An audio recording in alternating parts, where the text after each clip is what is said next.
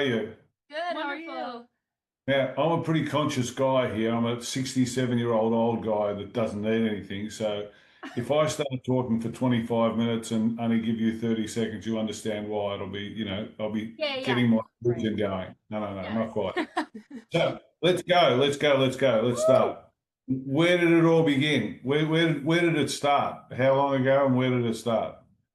Yeah, we've been a band for about 11 years now, and we all met in college at the school called USC here in Los Angeles. We were all in a music program together and really just started the band like pretty quick. It was always just a fun thing for us, like aside from school, and then it just grew into something a little bit bigger. So 11 years, like you look like you're 18 now, so you must have started in primary Wow. school or something, other junior school.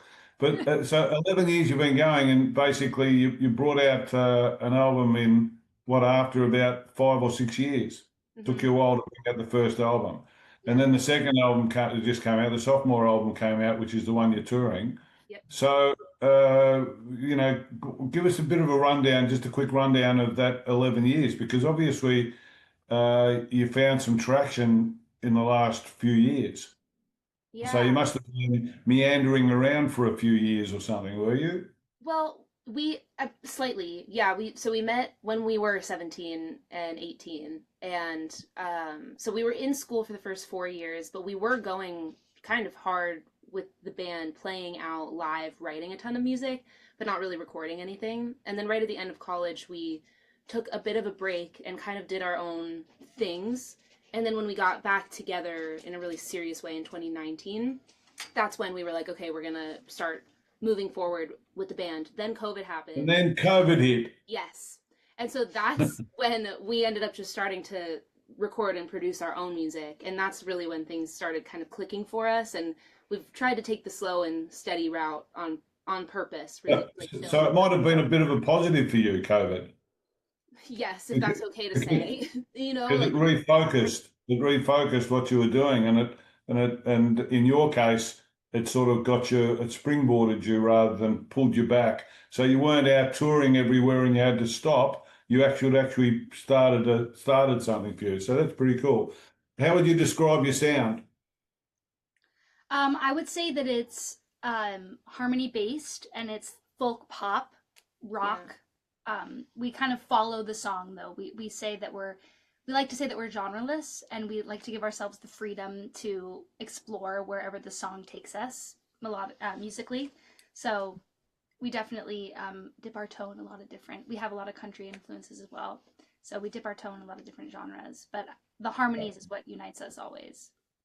And why do you think fans resonate? Is it the authenticity, the performance, the music? You've got podcasts that you do where you stand on your head. Why do the fans like who you are? I Yeah, I mean, I don't know. I guess we'd have to ask our fans, but I think we're all genuinely really good friends, and I think that is like I don't know, it's inspiring to see from people like women supporting other women. I think you don't see that always very often in the music industry. Especially in your country, Yeah. Yeah. Yeah. especially of late. Yeah. yeah. Yeah. Totally. Yeah. I feel like we used to have a running motto, which I do feel like we should bring back, which was that we're not too cool to be your friend. That was kind Yeah, of our that's brand, good. and I think that I still think stands.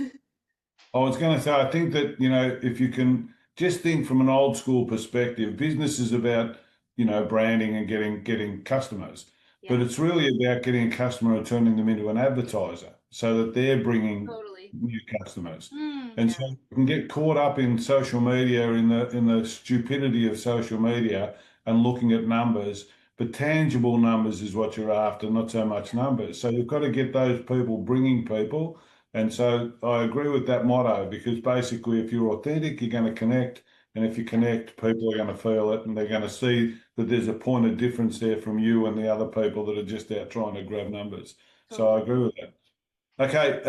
Okay, just quickly, who are the inspiring artists? Who are the artists that you've sort of followed or that have sort of, you talk about when you're thinking about writing and stuff like that? There's so many. We've always been big fans of like what we call legacy acts, which are just like artists that have really spanned the test of time. Fleetwood Mac, the The Eagles, The Beatles, yeah, Beach Boys, Crosby, Stills, Nash and Young, Joni Mhm. Mitchell. Paul Simon. Mm-hmm. Bruce Yeah. Springsteen was a big influence on the last album. You sound like you were born in the wrong era. I know. I know. Yeah. We all grew up And with. I grew up with them. Like Yeah. when I was a kid, they were all kids. So Yeah. it is. They were amazing sort of people. Woodstock and that whole sort of process and what's her name?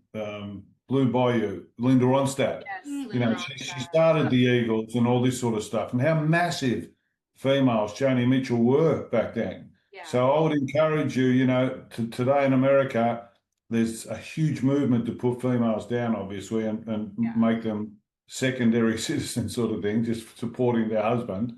Yeah. So I would encourage you to keep strong and keep courageous and keep going out there and follow those inspiring people that you were talking about. Thank you. Okay, you've got Growing Pains that you're touring. Came out in April, which is a fair while back now, 4 or 5 months. Basically, what's it about? What's that second album about? Third album, really, because you had a live album as well, I think, in between. But what's that album about? Growing Pains. Yeah, it's really, I think, about all of the changes that we had gone through from the first album and all of the personal lessons that we've learned and lessons that we've learned about ourselves, each other in relation to the band, and like our perspectives and reflection on what it's like being in this point in our careers in this industry, along with like personal change and growth and heartbreak and love and all of that. And I think it's just kind of a like a point in time of our growth and just like getting a little older and looking back on it. Okay. Do you all write? Mm-hmm. We do.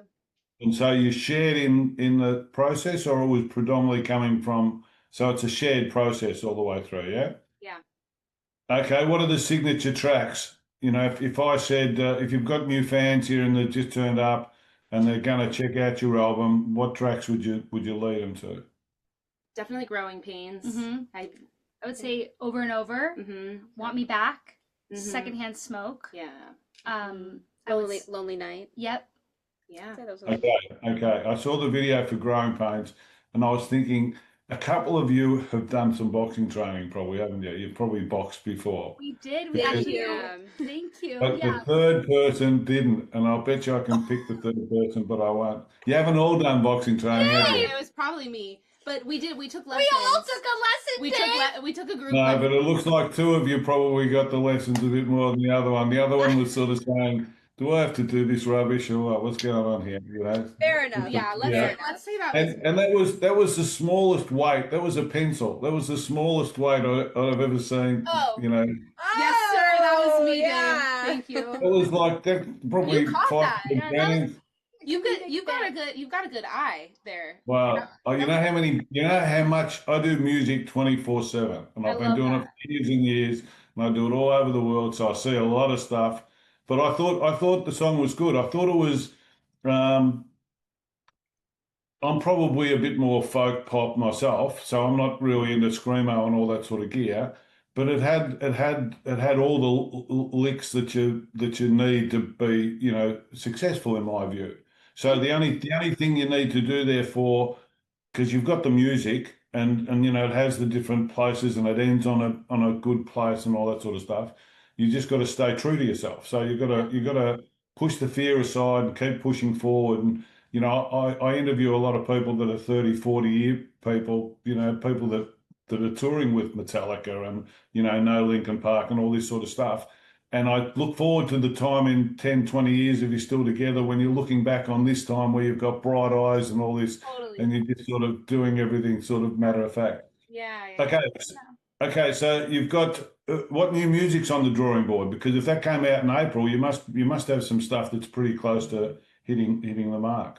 Yeah, we're actually going in to record vocals starting tomorrow for some new songs that are going to go on our deluxe album. We have another song that's ready to go. I think it's coming out The 23rd. Next week. And then we've got a few more songs that will be on the deluxe. So another album on the drawing board? Yeah, next year. Well, which is 26? Right? Yeah. Maybe it'll come. We're writing and recording it next year at the very least. Yep. Okay, cool. Okay, you've got 3 dates in Oz and 1 in New Zealand coming up in early November. Woo! What are you looking forward to? I mean, when you come out to Australia, you've got to watch out because there's kangaroos and koalas and aborigines and all that, so you've got to keep out of the way, sort of thing. You probably get. We've heard Quinn. Well, just the animals part, yes, but yeah. Well, I lived there for a very, very short period of time, so it was. In what state? We lived in north of Sydney, in a small town called North Narrabeen. Yeah. I know. I lived in Sydney a while back. Okay, so what are you looking forward to? You've got it's obviously going to be a bit whirlwind, so you're probably traveling all the time. But what are you looking forward to? We're just so excited. Lauren and I have never been to Australia. None of us have been to New Zealand, so we're very, very excited to go there for the first time and meet the fans over there and just expand our reach. And I think we've all always wanted to go, so the fact that we're going because of this band is so cool. Yeah. We're so excited. Yeah. The SB's been done up, but the SB in Melbourne is like it's a 100-year-old building, or it's like it goes back and back and back, and bands have been playing there forever, and they've got different rooms and all that. But they've done it up. I haven't seen it for the past couple of years, but they've done it up, and I think you'll really enjoy it. No AF is right in the middle of Darlinghurst, so it's a pretty live sort of area, a bit gay and cross dressing and all that sort of stuff. So, but it's really near the city, so you'll get a good mix of all this sort of stuff. Have you taken any time to stick around in New Zealand after it or anything like that, or is it straight back? Yeah, we've got one day afterwards. Well, you'll see the whole lot in a day. Yeah, we'll do our best. Yeah. Okay. What are the long-term aspirations still? Do you have something that you've sort of got that you like? You were just on Kelly Clarkson. That must have been a huge high because she's a legend, and she's a legend person too. But she's an artist that's super high quality. Yeah, we've been such big fans of her forever, so that was a huge honor. And yeah, I think doing more things like that, TV performances, will be really exciting, and just continuing to play bigger spaces and just creating like a safe space for people to come and be themselves, of like all walks of the earth, just being there for people, and like as big of a space as we possibly can create. Yeah. Okay, what's the career highlight so far? What'd you say? The career. I talk Australian. I know, it's good. We're getting used to it. It's a different form of English. Sorry. What is the career? I'll put some subtitles underneath. Career. For the Americans. What's the career highlight? If you pulled out one so far. There have been so many, honestly, which I feel lucky to say, but definitely the when we played the Ryman, for me that was a special moment because what? Sorry, the Ryman in Nashville, just a beautiful venue, obviously historic, and we got a standing ovation at that show, which was just very unexpected. And we went backstage and we just had a beautiful moment together, of feeling like all the work is meeting something. Okay, Rob's in the waiting room, and I'm not going to let him in because I've got some quick fire questions we've got to answer first, all right? Okay, we're ready. You ready? What's the craziest thing you've ever done? Legal, because you've got to get into the country. I just went skydiving. That was just me. Anyone else? Crazy things. Craziest thing I've ever done. Well, there's a lot of stuff, but it's kind of inappropriate. All right, another. We'll talk. I've got another pod that I'm going to start, which is going to be about consciousness. So we'll get together, and I'll get you crying in 5 minutes in that one, and really open you up to the public. So you can tell me then. What's the one topic you can talk about for hours? Well, you guys would say fantasy books. I would say feminism. Oh. Feminism and like sexism, unfortunately. Go on for hours. It's a huge subject over there. It's a huge subject over there because it's completely turning upside down, and Yeah. you're gonna have to stand strong, a bit like the people in bloody Ukraine and Russia and all that sort of stuff. Yeah. Okay, what's the thing you like most about yourself? Oh, I like that I really love myself, like really do. Wow. Namaste, namaste. That's good. Namaste, sir. I would say I like that I'm strong-willed. Aha, you look like the strong-willed one. I thought that. I thought when you twisted the fist. Yeah, I It thought, was- I have a good shot. I have a good shot in the music video of me you know putting. what she's doing. And you, one I'm more. open-minded. Mm-hmm. I'm a good. Open-minded. Okay, this is it. This is it. Really quick. This is the last because I've got to let him in because he's going to tell me to get out. All time, or they can be just now. Favorite album? Blue. When the Pawn, Fiona Apple. Pet Sounds, Beach Boys. Night Ride Home, Joni Mitchell. Okay. Favorite artist? Joni Mitchell. Fiona Apple. Ooh, fuck, I can't. The Beatles. Well, they've got to be hard. They're cool. They're cool. So well, I'd love to have a chat with you about that because there's a whole discussion about actually connecting with that sort of music. So, favorite movie? Titanic. Bridges of Madison County. Jojo Rabbit. Favorite place to visit? Oh, favorite place to visit? Ooh, Vermont. Ooh, New York. Yosemite. Yosemite. I hit a deer in Yosemite. I hit an elk and rode off the car. Unsurprising. There are a Favorite lot of them. at night time. Dusk. Favorite venue to play? Ooh, The 9:30 Club. I was gonna say 9:30. Mm. Cat's Cradle in Carborough. Ooh. Quick, he's gonna kill me. The outright. Good one. I'm gonna have to try and edit some of these things, and I'm not gonna get them right. But don't worry. Favorite food? Pizza. Chicken wings. Penang Curry. Favorite drink? Beer. Diet Dr. Pepper. Old Fashioned. Oh. Favorite person in history? Favorite person in history apart from me? Yeah. Martin Luther King Jr. What's wrong with senior? Go on. Sorry. That's Favorite really person in favorite person. history. Say mum. Say dad. Say. Dick Van Dyke. Dick Van Dyke. That's pretty cool. I'm just watching Mary Poppins with my grandson. So good. So good. Favorite person in history. Quick, we're going to go one more question after this. Just say me. Just say me. That'll be political. Gandhi. Well, that's me. That's who I am. Right. I'm dressed up. Favorite tattoo. You're not clean skins, are you? We are. So my favorite tattoo of Georgia's is the flower that's on her arm. Oh, it's on the other side? Yeah. This Where one? is it? Right? Where do- No, you have the flower. this. That one. I love that one. Wow. So What's cool. your favorite So cool. Georgia's? My And favorite. the other two are clean skins.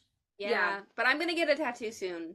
I'm gonna get one. Yeah, you've got to get a tattoo because you've got to. You're talking about feminism and about being, unique and all that sort of stuff. So start representing. Sleeve it up. Yep. I'm gonna get it. Good on you, man. Well, thank you for the time. Great chat. Thank you. I love the so much. music. Thank you. Have a good tour.